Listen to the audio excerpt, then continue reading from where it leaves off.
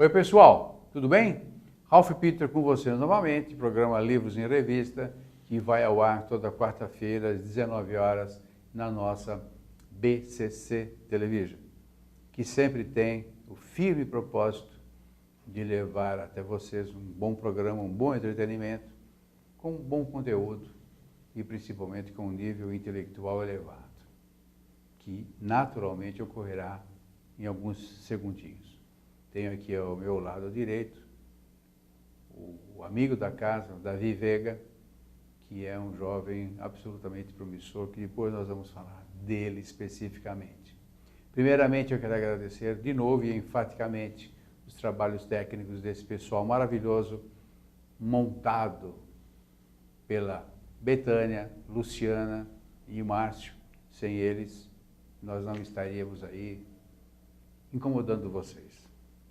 Quero agradecer também a Maria Estela Guedes, que através do seu site www.com, situado em Lisboa, nos abre e nos ilumina todo o caminho lusófono e que realmente nos dá uma audiência bastante grande e principalmente bastante gabaritada, bastante aquilatada, que muito nos envaidece. Muito obrigado, Estela. Davi Veiga, como eu falei para vocês, um jovem professor, promissor sociólogo, já trouxe ao mundo 4 obras, apesar de seus 30 aninhos. 30, né? 28, na verdade. 28, meu Deus. É mas que tá com chegando, essa barba, né, você ganha mais 10 anos. Pô. É, tá chegando lá, né? A água tá batendo. 28 já. Só? 28, por enquanto. Que beleza. E todas as obras voltadas a decifrar acontecimentos e movimentos sociais. Recentemente lançou Reflexões Sociológicas, Devaneios e Impressões. Tem um blog, né? Tem um blog também que eu escrevo. Na verdade, o Reflexões Sociológicas, ele é um aparato de textos, uma gama de textos que eu fui lançando no meu blog, que eu reuni, aqueles que eu julguei os principais, né? E compactei nessa obra, porque o blog ele tem uma vida mais dinâmica. Você lança o texto, você sobrepõe com outro e tal. Mas eu acho muito legal essa questão. E o pessoal interage, né? Algumas pessoas sim, mas eu acho muito legal também essa questão da publicação. Eu sou um pouco a moda antiga. Não, mas... Você ter o papel e o registro, né? O registro. E é legal esse calhamaço de papel que vai envelhecendo e amarelando com o tempo. É legal, eu acho isso encantador, eu acho sensacional isso. Eu também. Eu não consigo ler um e-book, embora seja o final dos tempos, ou seja, ele já está aí, não sei ainda se pegou direito, mas por todas as suas facilidades é uma coisa que a gente vai ser obrigado a usar. Possivelmente. Mas eu preciso sentir o cheiro do livro, manuseá-lo eu não risco, eu tenho pena de arriscar. Tem todo um ritual, né, que vai se perdendo com o tempo, né? E eu acho muito interessante, muito legal a obra publicada mesmo, você ter em mãos, assim. Qual é o público que você pretende atingir com Reflexões? O título já dá um viés, mas o que você pretende efetivamente? Olha, o livro, na verdade, eu tentei fazer uma obra que abarca um público variado, não necessariamente só o pessoal de sociologia, ou só o pessoal de antropologia ou das humanas em geral.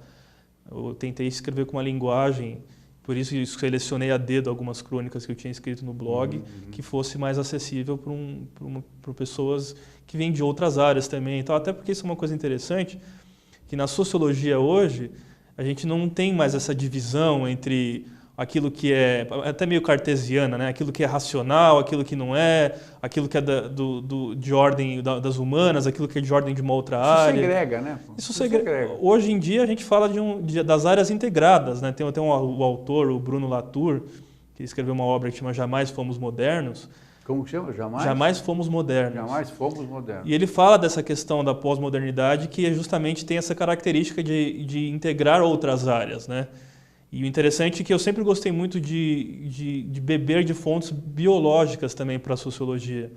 Por um tempo, a sociologia foi feita de uma forma que traziam questões biológicas, era uma forma de se ver, era a questão do naturalismo. Muitas coisas já foram superadas, obviamente. Mas o interessante, Ralph, é que a sociologia ela foi uma das primeiras ciências institucionalizadas, né? Ela começa no século XIX, países como o Brasil, ela tem uma linha muito tênue com a antropologia. É difícil você fazer uma separação entre sociologia e antropologia, porque elas se confundem, né?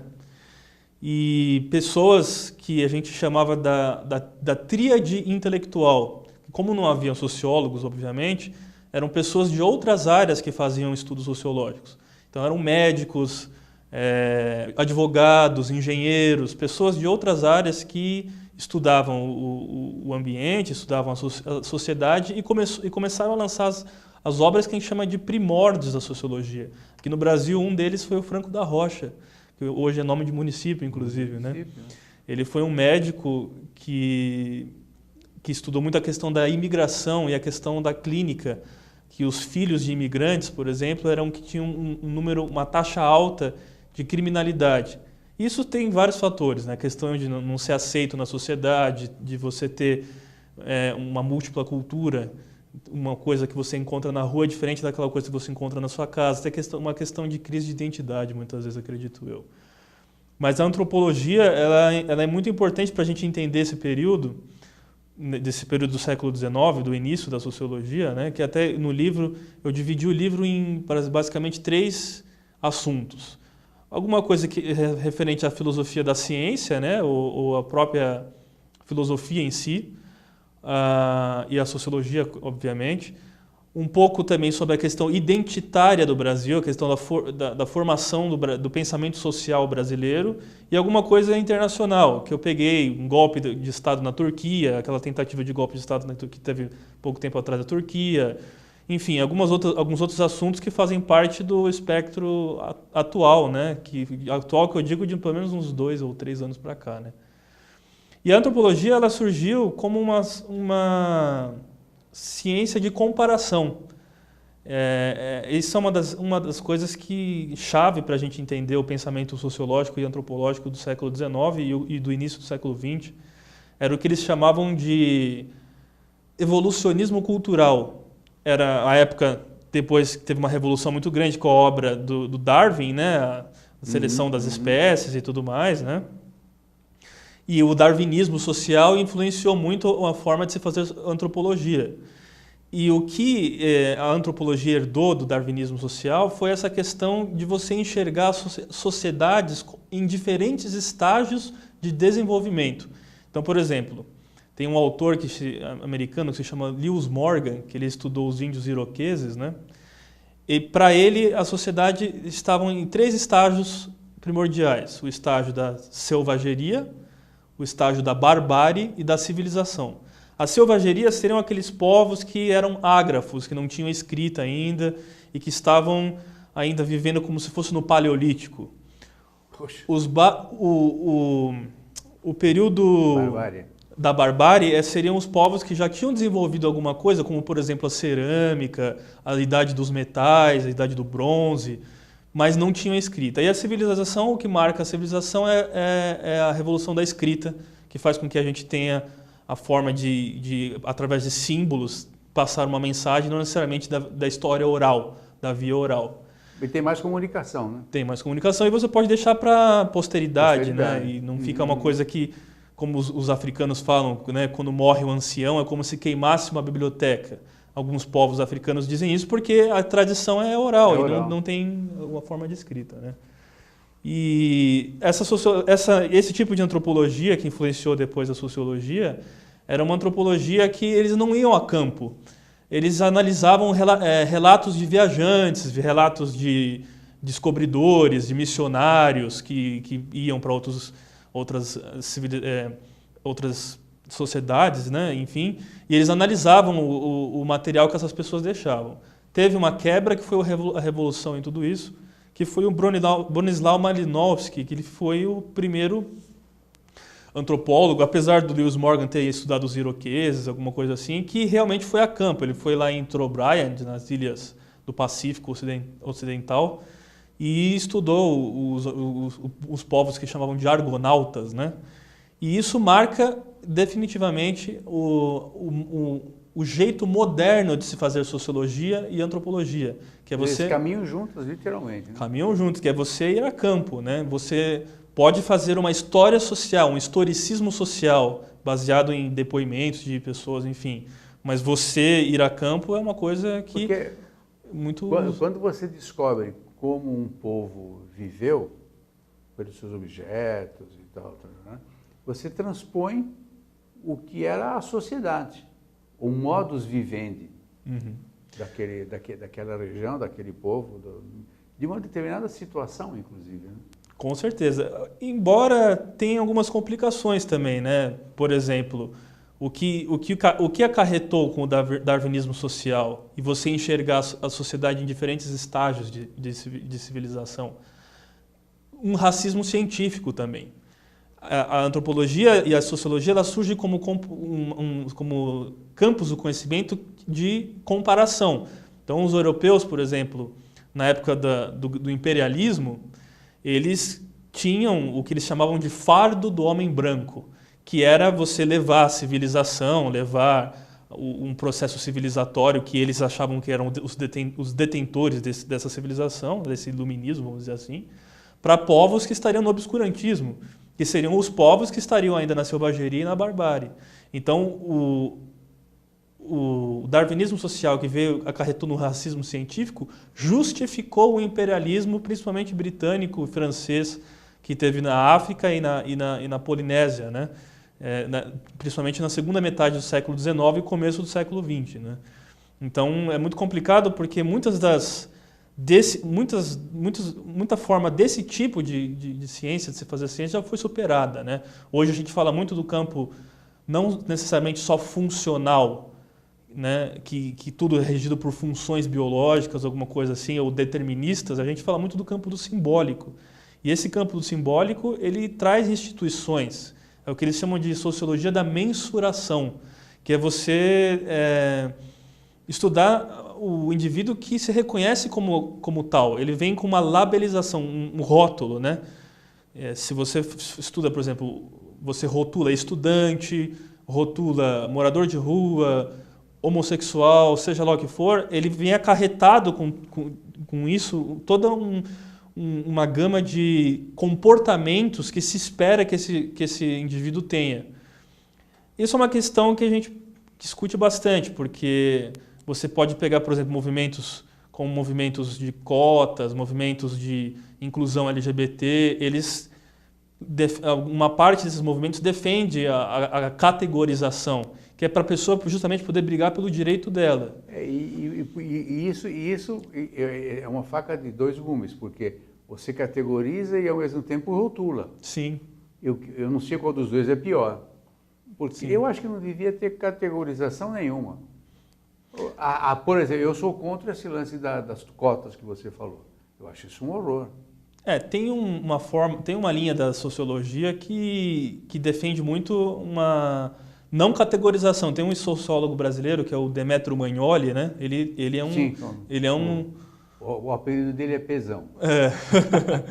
Ele é um grande defensor, ele escreveu aquele livro Uma Gota de Sangue, ele é um grande defensor de que no Brasil não existem raças, né? Que no Brasil nós somos todos miscigenados, alguns tendendo mais para um fenótipo caucasiano, ou outros para um fenótipo mais africano, seja lá o que for, mas que nós não temos como categorizar, né? Você no início do que você começou a demonstrar o que é a socialização e tal, você mencionou um negócio que ficou na minha cabeça, eu fiquei só esperando um momento, que é a identificação do povo brasileiro. Você não falou com essas palavras, mas é por aí. Na tua opinião, qual é a nossa identificação? Eu não vejo nenhuma. Qual é a nossa identificação? Justamente, o Demétrio escreveu o que você acabou de dizer, que bate com o que eu penso. E você pensa assim também? Olha, eu gosto muito de uma frase, independente de viés ideológico ou não, mas a figura dessa pessoa é muito importante para a sociologia e para a antropologia no Brasil, e eu gosto muito de estudar sobre ela, que é o Darcy Ribeiro. E ele fala uma coisa que eu acho muito interessante, que o Brasil precisa ser inventado, né? Porque, historicamente, o Brasil, ele como nação surge apenas em 1808, com a vinda da família real para cá. Até então era América Portuguesa, que era um empreendimento, que era visto como uma empresa, era visto como uma colônia de extração e não tinha um sentimento de nação. O Estado que se transfere da Europa por conta das invasões napoleônicas e se instala no Brasil em 1808 é que faz com que a gente comece a ter a nossa primeira noção de país, né? E de organização também. E de organização, e a abertura dos portos para poder negociar com outros países, né? Foi o que o Dom João VI fez a princípio, né? Depois seu filho se rebela contra a própria coroa e proclama a independência do Brasil em 1822, Dom Pedro I, e a partir daí que a gente pode falar em Brasil. Até então não se tinha essa noção de Brasil. E o Brasil já foi inventado várias vezes, né? No século XIX, principalmente... Foi roubado várias vezes. Também foi roubado, vide a situação atual, não, né? Mas essa situação atual é a mesma de... É um reflexo tudo, que... Tudo igual. Mas o Brasil foi inventado várias vezes, né? No período romantista, principalmente na segunda metade do século XIX, quando o Cooper escreve a Pocahontas nos Estados Unidos, a gente tem o nosso José de Alencar escrevendo o Guarani aqui. Uhum. E qual que era essa forja de identidade do Brasil? Era justamente a união entre o branco português com o nativo americano, o índio, que seria a união da Ceci e do Peri, da sua obra O Guarani. Nesse processo, o negro ficou de fora. O negro só vai ter uma inserção na sociedade e na questão de cultural brasileira a partir dos anos 20 e 30, com a Semana de Arte Moderna de 22, com o antropofagismo, e com a Frente Negra Brasileira nos anos 30, que aí tem um outro período onde se pensou em forjar um Brasil. Só que a princípio, o Brasil foi forjado com uma visão oficial e elitista, né? Não foi à toa que foi escolhido o Guarani, que era um índio dócil ao português, né? Tinha na época a Confederação dos Tamoios, que eram os índios mais resistentes aos portugueses, mas acabou ficando de fora e foi eleito o Guarani mesmo, e a obra do José de Alencar, que escrevia por encomenda, inclusive, foi muito usado pelo o Império Brasileiro em se forjar uma identidade brasileira. Como eu disse, nos anos 20 do século XX, a partir de 1922, com a Semana de Arte Moderna, teve um movimento antropofágico, que era um movimento de desconstrução desse Brasil romantista, vamos dizer assim, e uma nova identidade para o Brasil. Daí surgem obras importantíssimas, principalmente nos anos 30, como Casa Grande Senzala, do Gilberto Freire, que foi, independente de alguns falarem que ele defendia uma democracia racial... Mas é um marco, né? Mas é um marco, é um livro muito importante, não tem como a gente negar, né? Uhum. E o Sérgio Buarque de Holanda, escrevendo Raízes do Brasil, em 36, e outros trabalhos muito importantes para a questão identitária do Brasil, né? E nós fomos reinventados muitas vezes. E né? agora, na esteira do teu discurso, que é sempre muito brilhante. Muito obrigado. E agora, existe um Paulo Freire, existe um Buarque de Holanda, algo que substitua a altura? É difícil a altura, mas, por exemplo, hoje tem alguém que você possa bradar, esse cara é aquele sujeito que daqui 20 anos nós vamos falar tal qual Paulo Freire. Olha, é muito difícil, viu, Ralf? Porque a gente vive num período, esse período, não sei, que alguns dizem que é pós-moderno, né? Vamos dizer assim, que é um período que é difícil você ter uma revolução intelectual ou física, seja lá o que for, que marca um novo tempo. Tudo é cópia da cópia, né? Tudo mais do mesmo. É mais do mesmo. Então é uma coisa muito complicada. É difícil apontar alguém que tenha uma ideia que não foi pensada antes. Até porque... Esses grandes, como a gente citou, o Gilberto Freire, o Sérgio Buarque de Holanda, esses foram precursores mesmo de um tipo de se fazer sociologia. Eu falei Paulo Freire, Gilberto Freire. Não, mas o Paulo Freire tem sua importância também na educação. Eu queria falar Gilberto e falei Paulo. Não, tranquilo.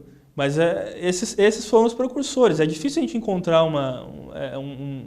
algo que não foi pensado até ainda. Porque talvez não haja nenhum ambiente propício para isso. Né? Dizem que nós que estamos na periferia do mundo, né? O Brasil, América Latina, África, Ásia, que tem o centro do mundo, que seria a Europa, os Estados Unidos, né? O chamado primeiro mundo, eles falam que são produtores de teoria, né? E nós somos os intérpretes da teoria. A gente não produz teoria. O que a gente faz é interpretar aquilo que os países do centro do capitalismo, do centro intelectual fazem. Entender a cartilha dos outros, em resumo. Basicamente isso. E tem uma expressão que, em sociologia, em antropologia também, que se fala que muitas vezes tenta se aplicar as ideias fora do lugar. Aqui no Brasil, por exemplo, a gente sempre copia modelos de fora e tenta adaptar ao Brasil, mas a gente não tem uma coisa genuinamente brasileira. Até mesmo o integralismo dos anos 30, que foi o movimento proto-fascista brasileiro que dizia ser tupiniquim, ele tinha era uma versão conservadora de um viés conservador e baseado no modelo italiano. Fascismo. Então a gente não tem uma coisa genuinamente brasileira. Agora, aqui você atribui essa falta de genuinidade e de autenticidade, né? Você crê que nós sejamos ainda muito jovens ou esse multifacetamento ocasiona isso? Eu acho que o Brasil é um país continental, apesar de ter um governo centralizado, né? E a gente precisaria descentralizar um pouco, na minha opinião, ser mais multipolar, mas o Brasil é um país continental que é difícil a gente dizer o que é brasileiro, né? Aquilo que se diz que é nacional no Nordeste é diferente do Sudeste, que é diferente do Sul, que é diferente do Centro-Oeste, do Norte, seja lá o que for. É difícil a gente dizer qual é a característica. Todo país tem diversidade cultural e tem a cultura que é eleita. Por exemplo, na época do Getúlio Vargas, nos anos 30, justamente com esses autores que contribuíram para o Estado Novo, para uma outra forma de se interpretar o Brasil, você teve uma nacionalização do samba, do futebol, coisas que a gente cultiva até hoje como sendo coisas da nossa cultura, né? Mas a gente sabe que foi uma construção de Estado e foi um esforço por parte do governo, na verticalidade mesmo, que fez e que impôs uma cultura para o país inteiro. Então, o carnaval, o samba, o futebol são coisas que foi através de uma construção de Estado que a gente adquiriu. E uma coisa genuinamente brasileira eu acho difícil, porque até as nações indígenas elas se dividiam em várias nações. Então, qual será? São os tamoios? É o tupi-guarani? É o pataxó? Seja lá o que for, não dá para a gente saber. Pelo que você está falando, isso é ruim. Você acha ruim? Eu acho que tem, como quase tudo, o seu lado bom e o seu lado negativo, né? Porque a gente, por exemplo, até mesmo na sociologia e na antropologia, como eu estava dizendo, a gente não fica preso a um método ou a uma escola de tradição de se fazer ciência. A gente consegue orbitar em várias linhas de pensamento. Então, por exemplo, como nós somos os intérpretes e não os criadores de teoria, a gente não tem escolas tradicionais que ficam fixas a essas teorias. Então, um estudante brasileiro de história, de sociologia, de antropologia, seja lá o que for, ele estuda estruturalismo, funcionalismo, o funcional estruturalismo, a antropologia cultural, seja lá mais o que for. Diferente de você pegar um estudante, por exemplo, da escola de Chicago, que já fica mais no funcionalismo, ou de uma escola francesa que fica no estruturalismo, e o cara fica fiel àquilo. Aqui a gente tem relatos de estudantes brasileiros que vão para outros países que, porra, é como você chutar com as duas pernas, cara. Você fala mais de um idioma, você entende daquela linha, entende de outras linhas também, conhece outros autores. Ganhou flexibilidade. Ganha flexibilidade. Como nós brasileiros, bons brasileiros, sim, somos camaleões, né? Mas eu acho que justamente essa flexibilidade, esse jogo de cintura, eu não gosto muito disso, mas o jeitinho brasileiro, que eu acho uma sacanagem, é fruto justamente dessa miscigenação. Com certeza. Nós não somos nem A, nem B, nem C, nós somos um múltiplo. Sim. Eu acho que isso cria uma característica diferenciada. Então você pega, olha, desculpe, você pega, me perdoe que eu vou parecer preconceituoso, mas o que eu vou fazer? Você pega um americano, você vê um americano, tem um jeitão de bobão. Você pega um alemão, parece... Um brasileiro, talvez porque seja o meu ambiente, ele é diferenciado nisso. Parece que ele está sempre alerta. E a gente sabe que o americano é muito esperto, é muito culto e tal, apesar do Trump ter sido eleito. Mas cada um tem o Hitler que merece, né? Infelizmente, né? Em suma, são desvios, são derrapagens, que a gente, no final das contas, acaba acertando.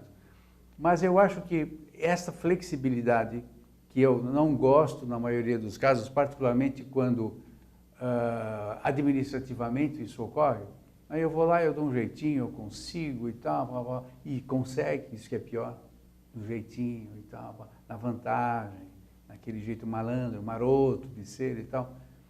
Eu tenho a impressão de que, das umas 2, 3 gerações, a gente perde isso, justamente pela globalização. Hoje é dia 6 de junho, né? Faz mais de 70 anos da invasão de 44 da Normandia, da Segunda Guerra Mundial, né? E lembrando isso, me lembrou um fato de quando os brasileiros, os pracinhas, foram para a Segunda Guerra, o piloto americano, ele era só piloto. Tinha o piloto, tinha o mecânico, tinha o revisor, tinha o metralhador. O brasileiro fazia tudo. E os caras ficavam impressionando. Então a gente é um povo do improviso, né? Sim. Aqui o mecânico entende não só de mecânica, mas ele entende também eletricidade, de não sei o quê. Então é uma coisa muito legal isso daí, né? Deixa eu te falar um negócio. Nós estamos quase encerrando, tá? Claro. Você fala para burro também? Pô, okay. Escuta aqui. Tem 2 títulos do teu livro que eu particularmente adorei, que eu gostaria que você dissecasse rapidinho, que é o Patrimônio Histórico e o Desabafo 1 e 2.